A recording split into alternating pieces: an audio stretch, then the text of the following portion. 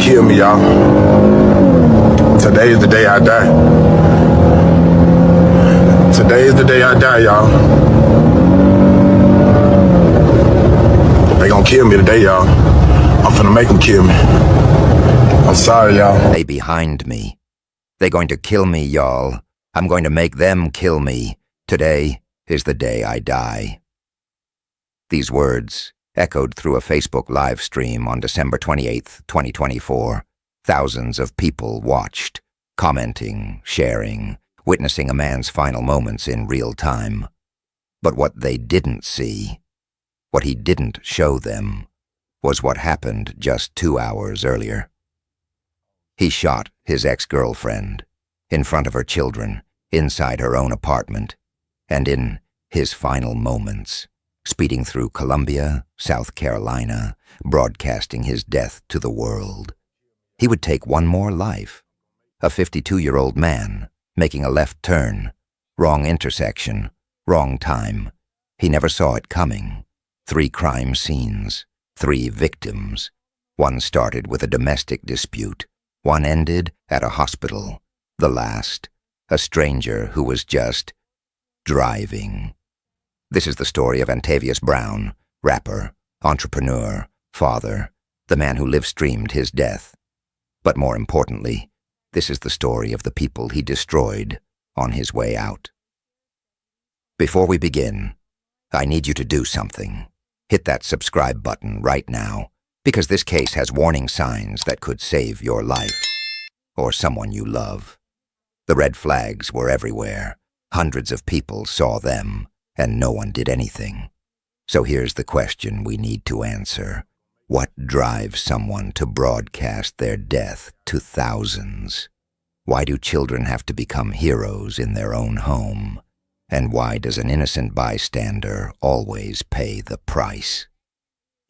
This story doesn't start with a police chase. It doesn't start with a live stream. It starts 4 days earlier, Christmas Eve, with a Facebook post that hundreds of people saw and ignored.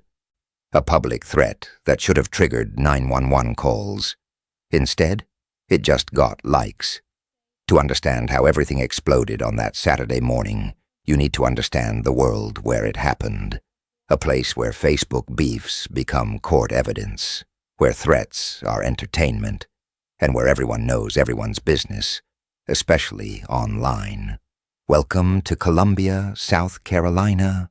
Columbia, South Carolina, state capital, college town, home to a tight-knit hip-hop community where everybody knows everybody's business, especially on social media.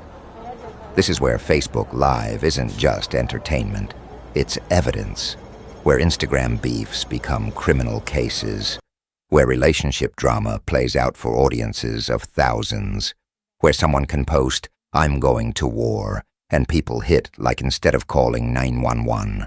December 2024, holiday season.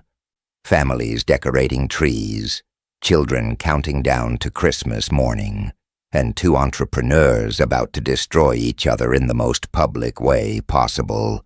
Cross Hill Apartments, Blossom Street, working-class complex where dreams get built and sometimes shattered, where neighbors hear everything through thin walls but mind their business until they can't anymore.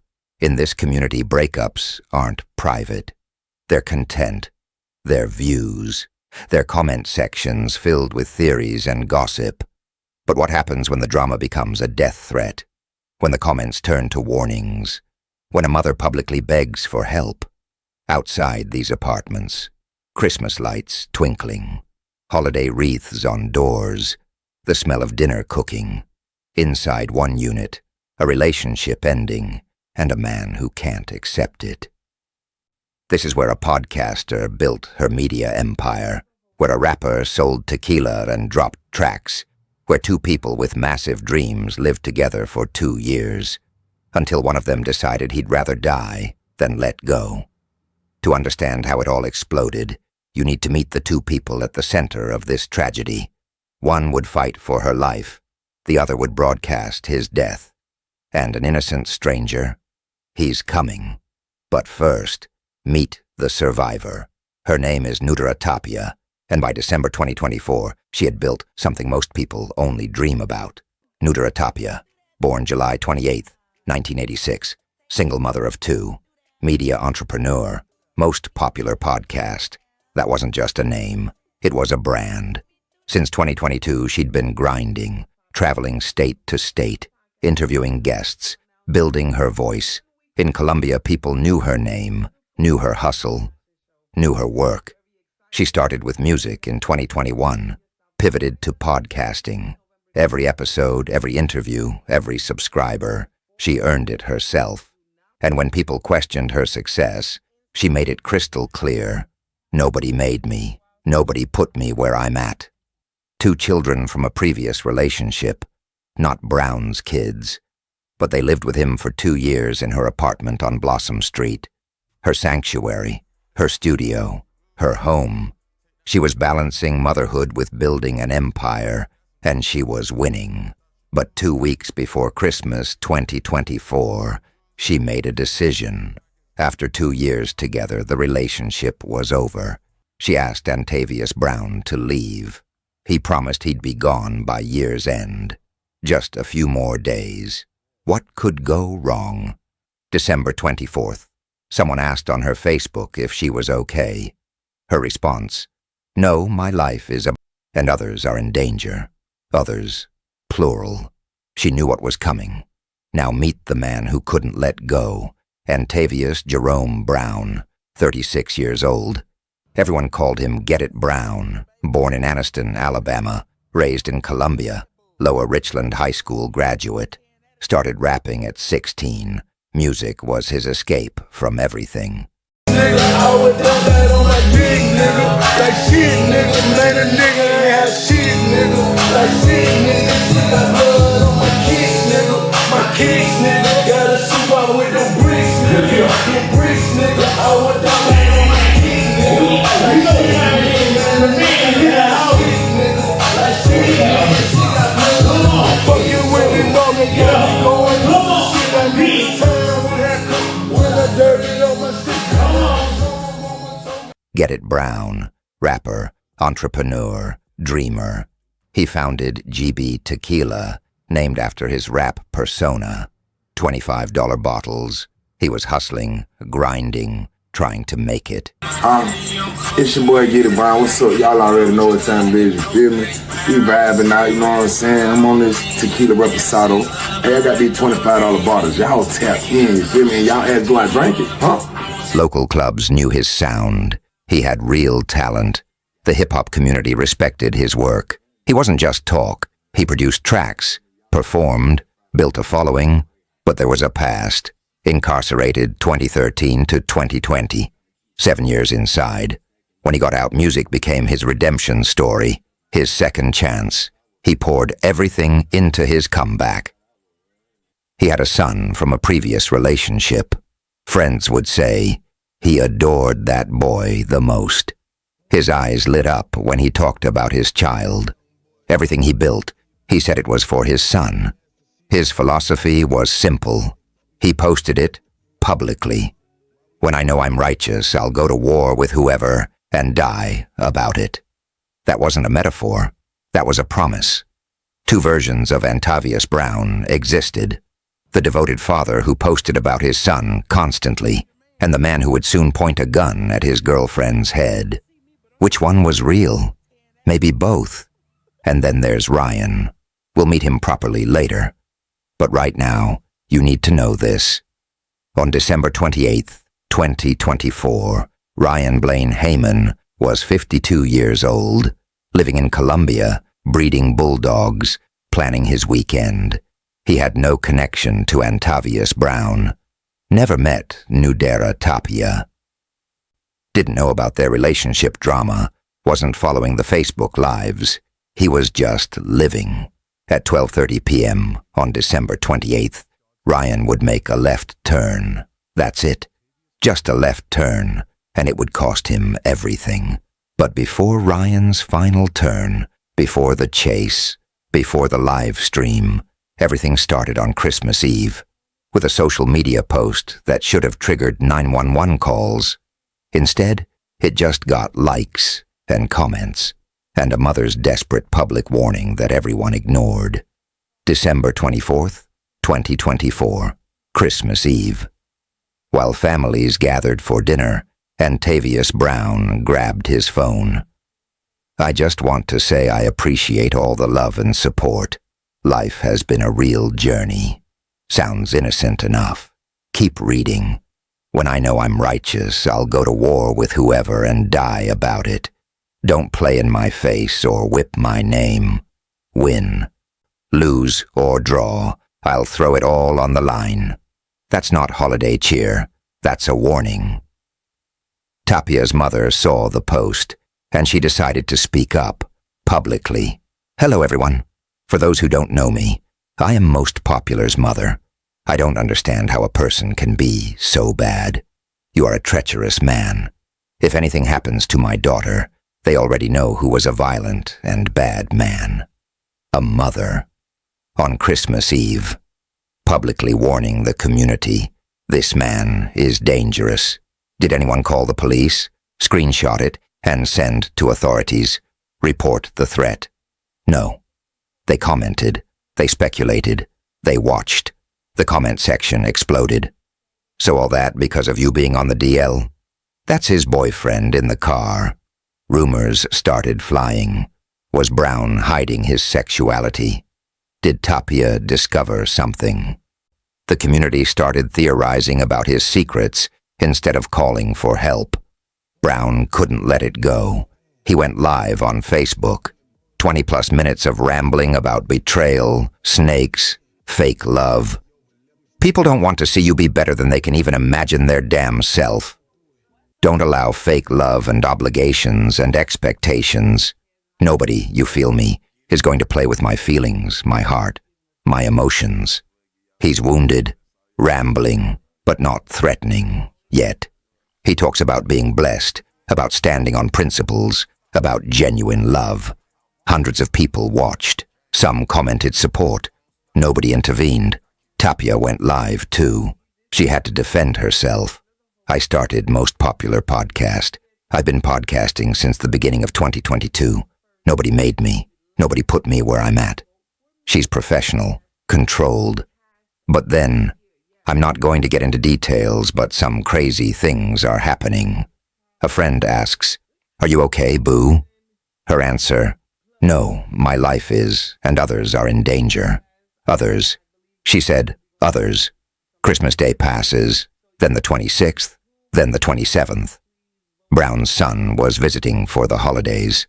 A relative later reveals, I talked to him the day he caught his girl cheating.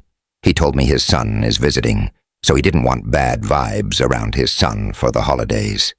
The cheating accusation, was it real, or was it the excuse he needed? His son leaves. The holidays are ending, and Antavius Brown's last thread of control is about to snap. The community watches. Everyone's on edge.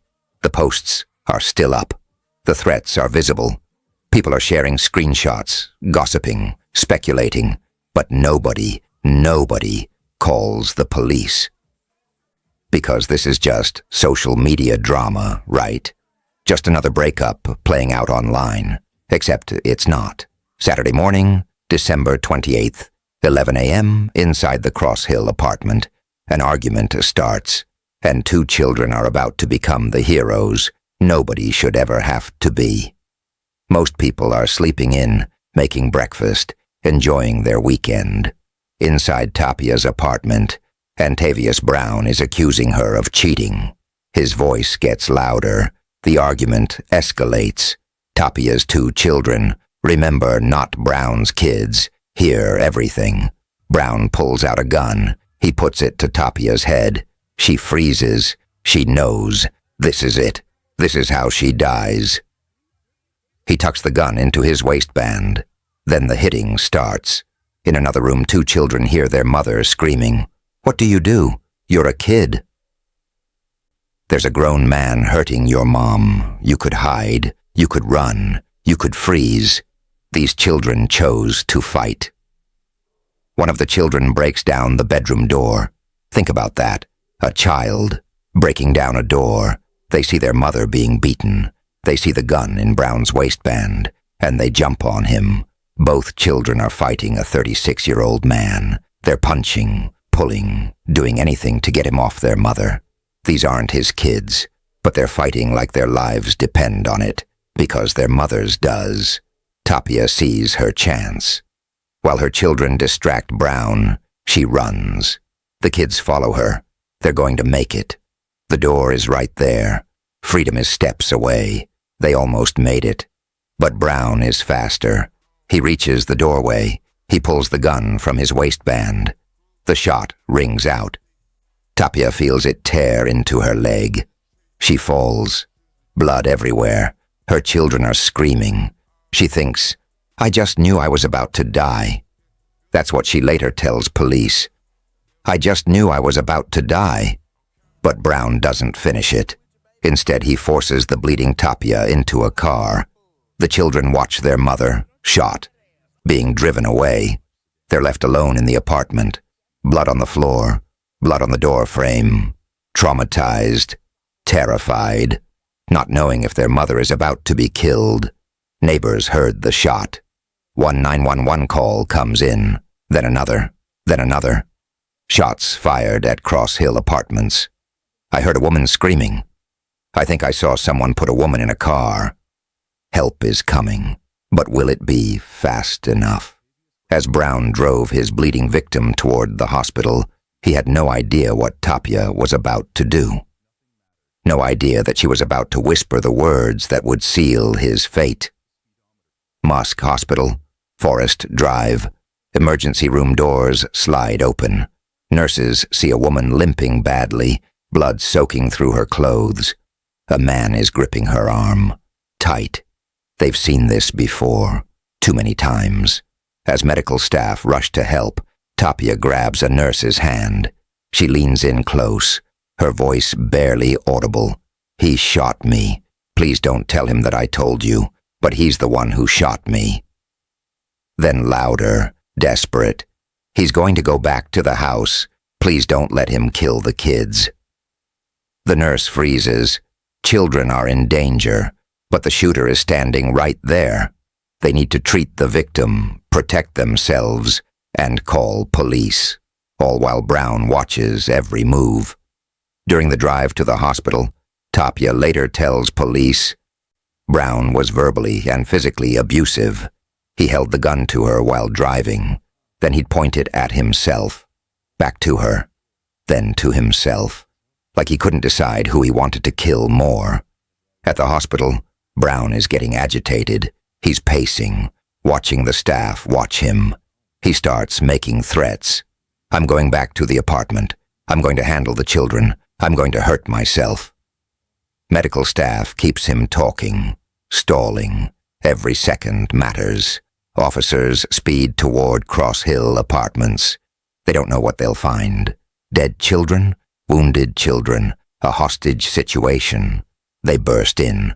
Blood trails on the floor, on the door frame, a broken bedroom door, and two traumatized children, alive, crying, but alive.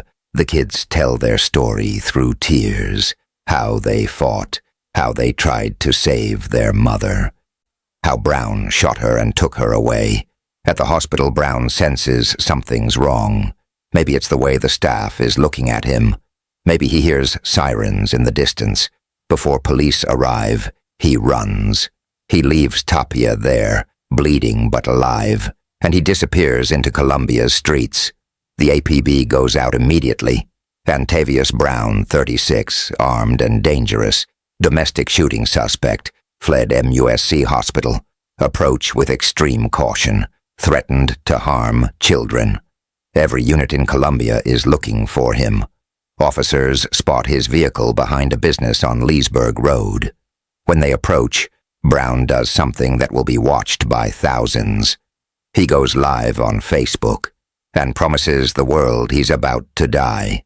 Officers see Brown's 2021 Dodge sedan parked behind a business on Leesburg Road. They approach, rifles raised. Antavius Brown, exit the vehicle with your hands visible. Brown looks at them through the window. No fear in his eyes, just determination. He throws the car in reverse, tires screaming. The chase is on. Columbia PD and Richland County Sheriff's Department. Multiple units join the pursuit. Brown is weaving through traffic. He's not slowing down. 6 miles of Columbia streets become a deadly racetrack. And then Brown does something unprecedented. He pulls out his phone. He goes live on Facebook. One hand on the wheel, one hand holding his phone. Thousands of people start watching. Today is the day I die, y'all. The camera shakes violently as he drives. I'm sorry, y'all. I was so blessed. I had made it through. They behind me. They gonna kill me, y'all. I'm gonna make them kill me, y'all. Today is the day I die. Today is the day I die. Y'all. People are watching this in real time. Bro, stop. Pull over. Think about your son. You don't have to do this. But also, so all that because of you being on the DL. Even in his final moments, they're gossiping about his sexuality. Brown keeps talking to the camera. I'm sorry, y'all. Sorry. I am so sorry. I gave this all I could. You feel me? They coming. They coming. You feel me? And I got to go. I gave this all I could, y'all. Garner's Ferry Road and Hazelwood Road. 6 miles from where the chase started. 4 miles from where he shot Tapia. Brown approaches a major intersection. Traffic in all directions. Red light ahead. Officers radio ahead. Clear the intersection if possible. Alert all units. Suspect showing no signs of stopping. Prepare for worst-case scenario. They can see it coming. Everyone can see it coming. The live stream captures everything. The speedometer climbing. His hands steady on the wheel. The red light getting closer. No hesitation. No brake lights. Just acceleration. At that exact moment, 52-year-old Ryan Heyman was making a left turn from Hazelwood Road. Just another Saturday morning. He had no idea these were his final seconds. Ryan Blaine Heyman, 52 years old, originally from Bismarck, North Dakota. University of North Dakota graduate, Bachelor's of Business Administration, double major, Systems and Business Management. He spent 15 years at Washington Group, 1997 to 2012. Senior technician, desktop architect, network analyst, applications manager. He was the guy who kept systems running, the one who fixed problems before anyone knew they existed. When he left corporate life, he found his true calling. Triple Crown English Bulldog breeder. He loved those dogs, Lucy and Lily, his 2 beloved bulldogs. They were with him everywhere, including that Saturday morning. Family and friends described him as always happy and positive, the kind of man who brought love and laughter to everyone. Large family, so many nieces and nephews who adored him. He took them fishing, to concerts on outdoor adventures. He was the fun uncle, the one kids lit up around. Someone from a fantasy baseball league, someone who'd never even met Ryan in person, shared this story. He always treated people with kindness and lived with passion.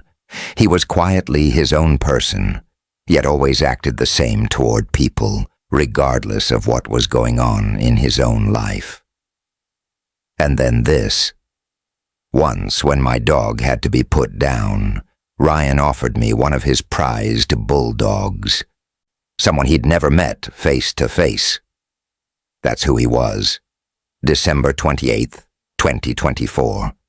Saturday morning. Ryan was driving his 2001 Toyota 4Runner. Lucy and Lily in the car with him, like always. Maybe he was heading to grab breakfast, maybe running errands, maybe meeting a friend. We'll never know. Because at 12:30 p.m., he turned left from Hazelwood Road onto Garner's Ferry. That's it. Just a left turn. Brown's Dodge hits Ryan's Toyota at killing speed. Direct hit to the driver's side. The live stream captures it all. Phone tumbling, metal crushing, screams. Ryan's 4Runner flips. Once, twice, comes to rest, upside down. But it's not over. Brown's Dodge, now out of control, careens forward. Hits a 2005 Toyota sedan, stopped at the light. Glass exploding everywhere, smoke rising from engines, multiple injured. But inside, Ryan's flipped, 4Runner, silence. Ryan Blaine Heyman was killed instantly.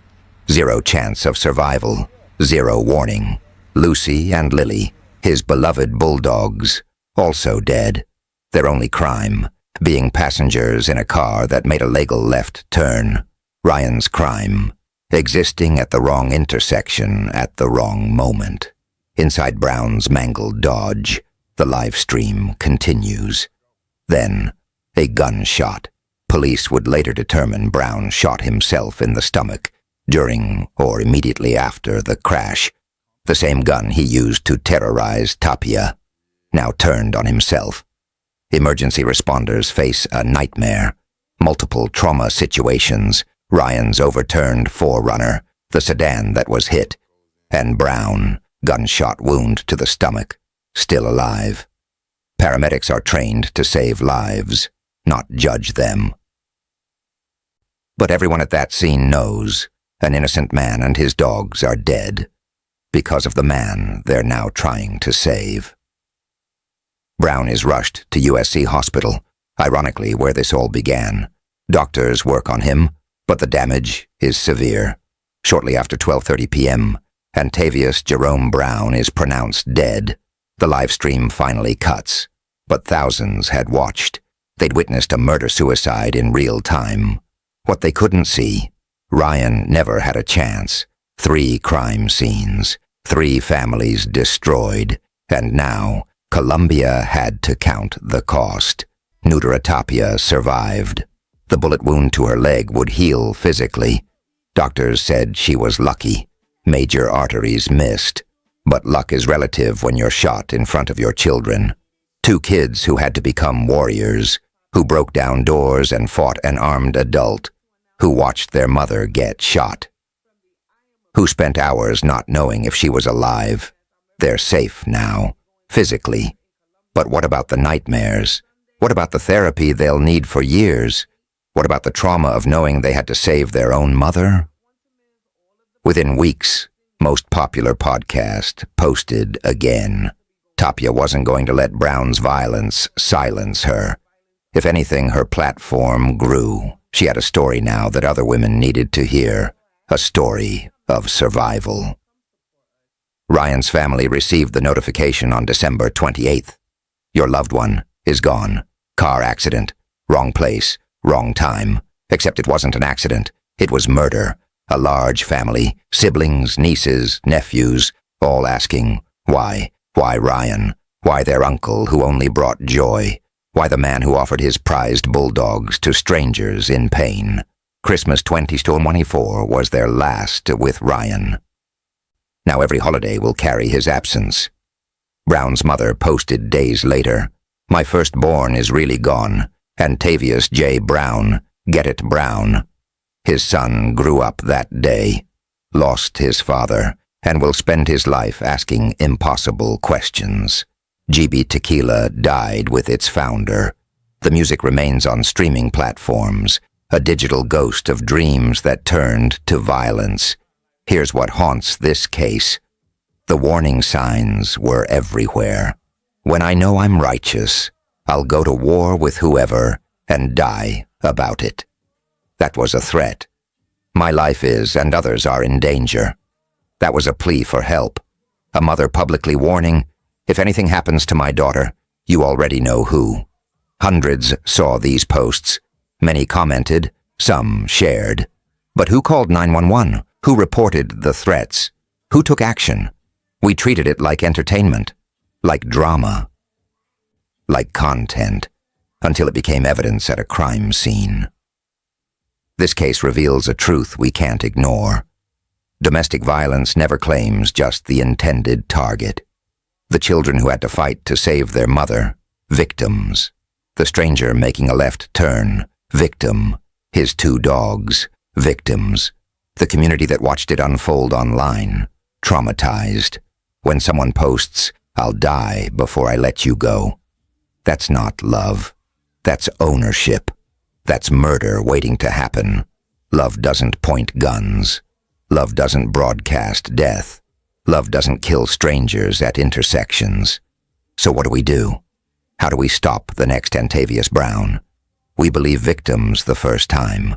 When someone says, "My life is in danger," we act. We don't wait for proof. We don't dismiss it as drama. We report threats immediately. Screenshots to police. Calls to domestic violence hotlines. We make noise until someone listens. We recognize the signs. Escalating jealousy, isolation from friends and family, threats of violence, especially threats of suicide. If I can't have you, nobody can.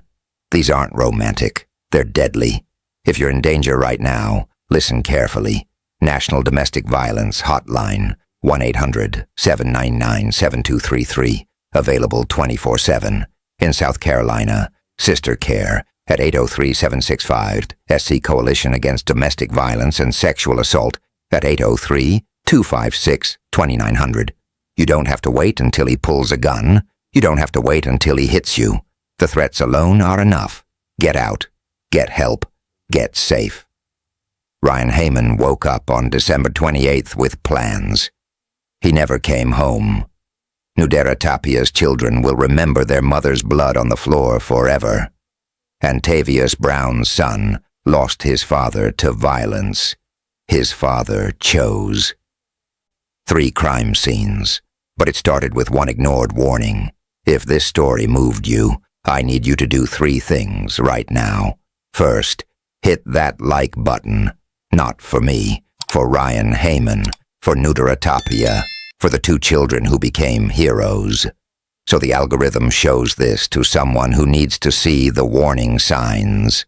Second, share this video. Someone in your life might be seeing these red flags right now. Someone might be in danger and not know how to ask for help. This video could save their life. Third, subscribe to this channel. Because we don't just tell these stories for entertainment. We tell them so the next victim recognizes the danger before it's too late. So the next Ryan Heyman doesn't have to die at an intersection. So the next child doesn't have to fight a grown man to save their mother. Hit that subscribe button. Turn on notifications, because tomorrow we're covering another case where everyone saw the signs, but no one acted. Another preventable tragedy. Another family destroyed. Rest in peace, Ryan Blaine Heyman. You deserved to come home that day. Lucy and Lily, loyal to the end. To the 2 children who fought to save their mother, you are heroes. To Niwdayra Tapia, your survival matters. Your voice matters. To anyone watching this who sees themselves in this story, get out. Today, right now. Because the threats always escalate, and tomorrow might be too late. See something. Say something. It might save a life. This is True Crime Tales Horjoku. I'll see you in the next one.